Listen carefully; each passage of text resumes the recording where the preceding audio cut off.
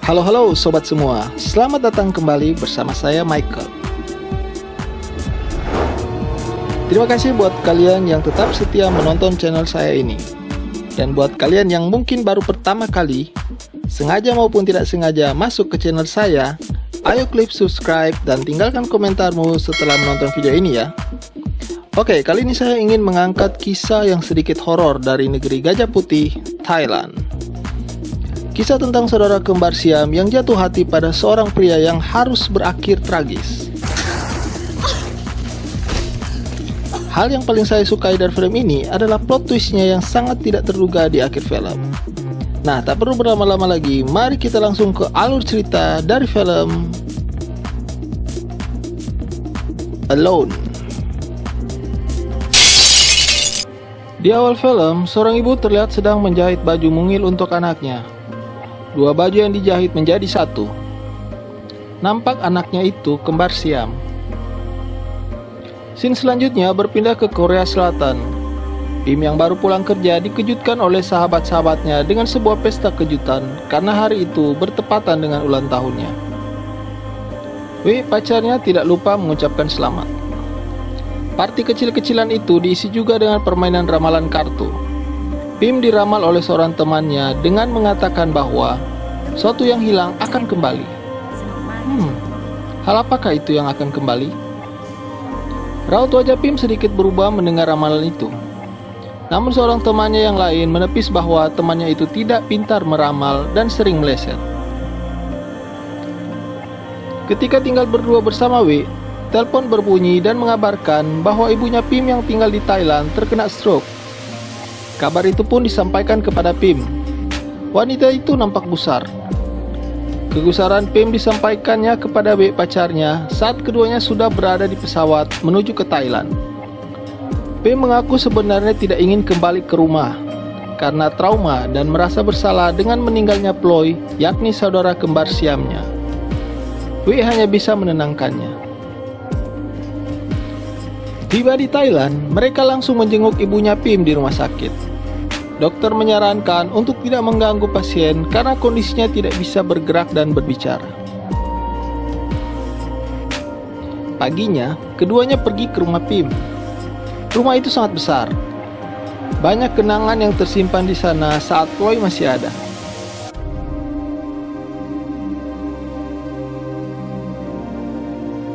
Bahkan kacamata milik Ploy pun masih tersimpan rapi.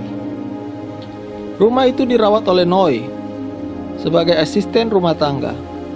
Saat malam hari, Noi selalu berpamitan pulang. Saat selesai mandi, Pim dikejutkan dengan sebuah gambar berbentuk kacamata pada sebuah cermin di situ. Dan saat hendak tidur, ada penampakan yang menyeramkan yang membuat Pim sangat kaget. Sepertinya di rumah itu ada hal aneh. Terlebih saat di rumah sakit, ibunya ketakutan memandang Pim. Pim mengorek keterangan dari Noi apa sebenarnya yang sedang terjadi. Menurut Noi, ibunya itu sering mengurung diri di kamar dan dia seperti dihantui sesuatu. Rumah sakit mengabarkan bahwa kondisi ibunya semakin memburuk dan malam itu juga harus segera dioperasi. Saat sedang menunggu ibunya dioperasi, hal aneh terjadi ketika Pim mendapati perutnya mengeluarkan banyak darah hingga ke lantai. Dia panik dan histeris. Tapi ternyata semua hanya ilusinya saja ketika saat seorang perawat mendekatinya. Kabar baik pun sampai bahwa operasi ibunya berhasil dan berjalan lancar. Namun harus menunggu pemulihan.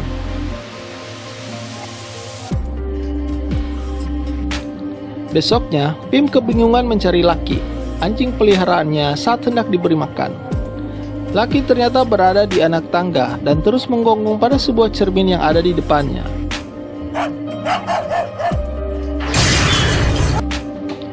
Tiba-tiba sosok menyeramkan dari cermin muncul mengagetkan Pim hingga membuatnya jatuh terguling dan pingsan.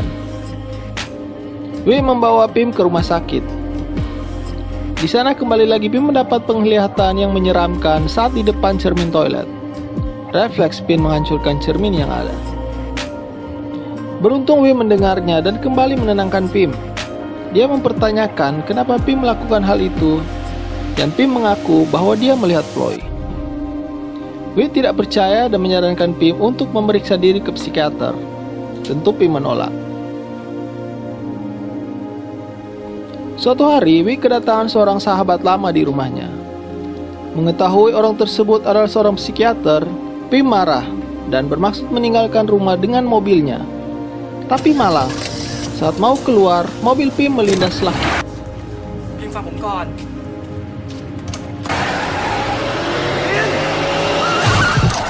Syok Pim dan Wi melihat anjing kesayangannya itu mati.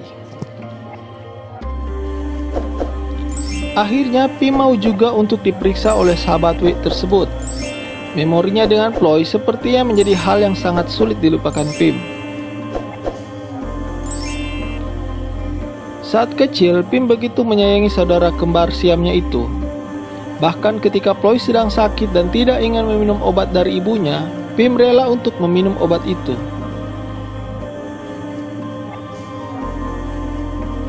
Di masa itu, mereka sering diejek oleh anak-anak sebayanya. Ploy yang sakit hati melempar seorang anak dengan batu.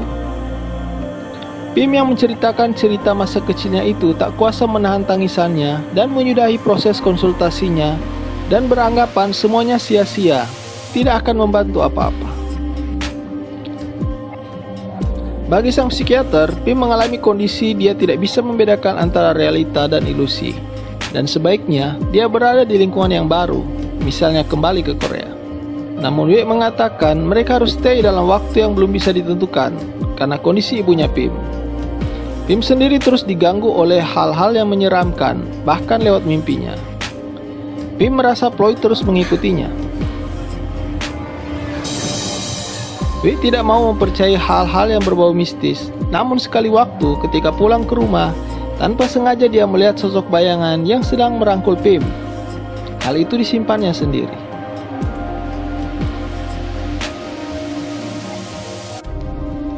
Ketika sedang berada di rumah sakit, Wi teringat kembali ketika awalnya dia bertemu dengan Pim, di mana saat itu Pim dan Ploy belum melakukan operasi pemisahan.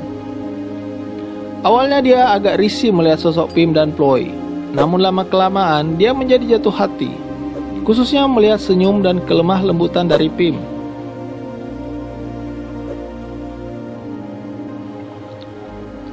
Singkat cerita, keduanya menjadi akrab, dan hal itu ternyata menimbulkan kecemburuan di hati Ploy.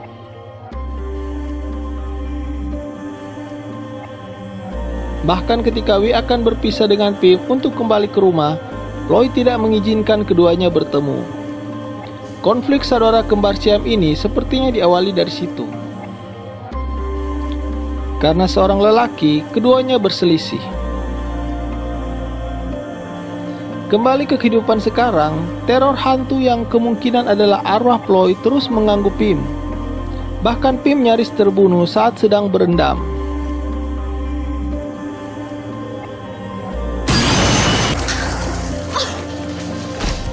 Tapi saat kembali pada psikiater, lagi-lagi Pim dianggap hanya berilusi saja. Karenanya, Pim berusaha menenangkan pikirannya saat menghadapi hal-hal yang terlihat horor dan aneh di sekitarnya. Pim mengunjungi makam Ploy ditemani Wi, meskipun dia hanya menunggu di mobil saja, dengan harapan agar Ploy tidak mengganggunya lagi. Suatu hari, Pim menghadiahi Wi seekor anjing baru yang sangat mirip dengan Lucky, dan juga diberi nama yang sama. Tapi bagi Wi, itu bukanlah Lucky, dan sikap Wi menunjukkan bahwa dia tidak menyukai anjing tersebut. Kali ini sebuah kejadian aneh kembali dialami Wi, sampai akhirnya dia menemukan sebuah gambar yang pernah dibuatnya sebagai hadiah untuk Pim. Itu adalah gambar diri Pim remaja, tanpa Ploy. Gambar itu sangat menyakiti hati Ploy saat itu, bahkan membuatnya ingin bunuh diri. Wi pun tersadar bahwa Pim dan Ploy akhirnya memilih melakukan operasi pemisahan karena dirinya, sampai menyebabkan Ploy harus meninggal. Hal itu dikonfirmasi pada Pim, dan dia mengiyakannya. Di sisi lain, arwah Ploy terus mengganggu Pim, bahkan membuat Pim sangat emosi ketika sang psikiater terus beranggapan bahwa itu hanyalah ilusi Pim.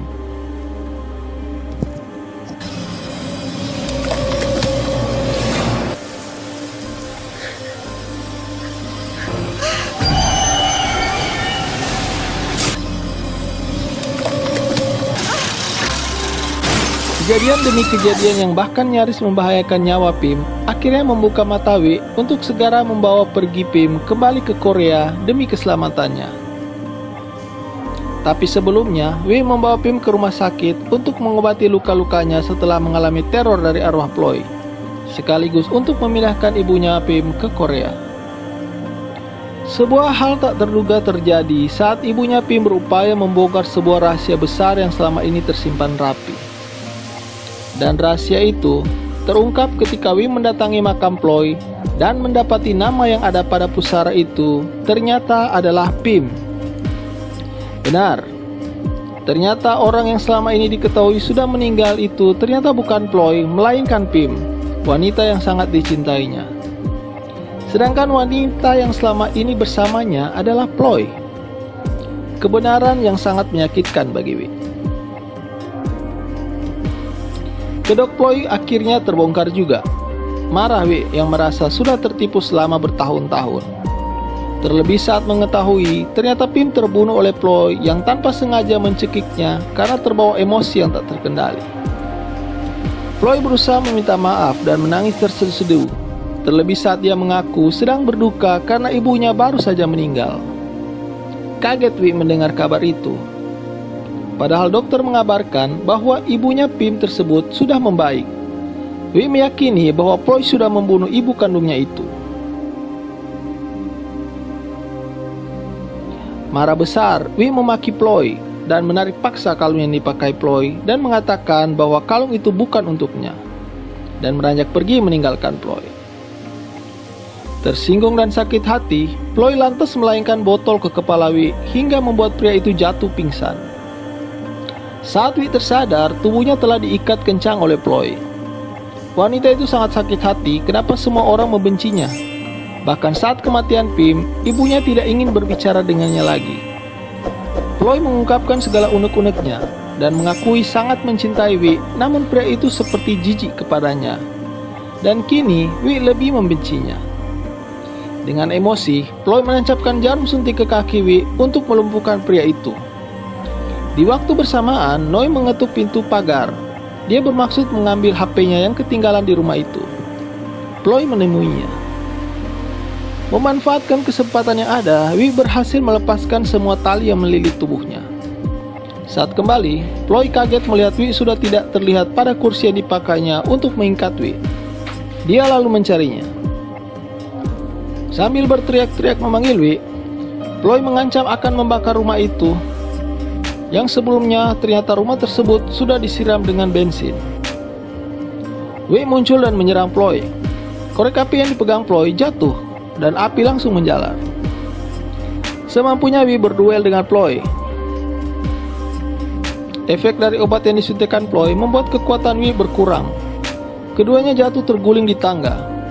Kaki Wi patah hingga tulang kakinya nyaris keluar. Sedangkan Ploy tak sadarkan diri. Sesaat, Wi meraih obat penghilang rasa sakit yang ada di kulkas dan menyuntikkan ke tubuhnya. Ploy yang pingsan tadi kini tidak terlihat. Wi lalu berusaha kabur dengan susah payah merayap. Ploy menghadangnya lalu menghajarnya. Ketika Ploy di atas angin dan hendak membunuh Wi, wajah Wi berubah menjadi wajah Pim yang menyeramkan. Kaget Ploy melihatnya. Lantas dengan cepat, Wi menjatuhkan sebuah lemari besar tepat menimpa Ploy. Wi kemudian berhasil keluar dari rumah tersebut.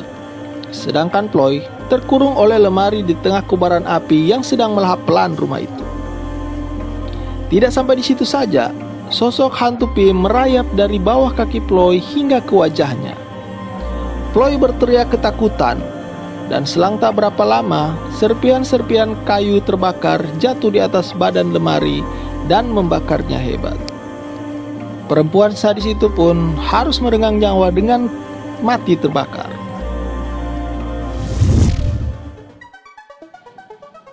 Nah, bagaimana? Menarik kan ceritanya? Terkadang tokoh yang kita anggap sebagai protagonis tanpa diduga ternyata dia adalah antagonis. Bagi kalian yang suka dengan video ini, jangan lupa untuk subscribe ya. Terima kasih semuanya, sehat selalu, dan sampai jumpa.